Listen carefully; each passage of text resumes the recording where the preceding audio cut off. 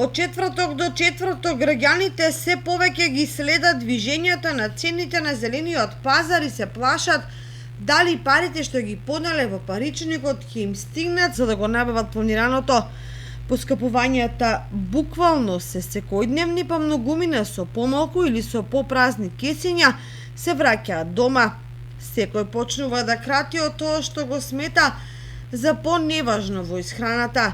Денеска на тезгите доминира пиперот кој зависно од квалитетот се продаваше од 50 до 80 денари, розевите домати од 60 до 80 денари, крставиците по 60 денари, компирите главно околу 40 денари за килограм. Лубеници и дини се нудеа по 25 до 30, односно 40 до 60 денари за килограм. Се појавија и модри сливи по цена од 60 денари за килограм, а едно домашно јајце чинеше 12 денари. Во пораст се и цените на млечните производи, како што се кравјата урда, која се нуди за 250 денари, а сирењето од 400 до 450 денари за килограм.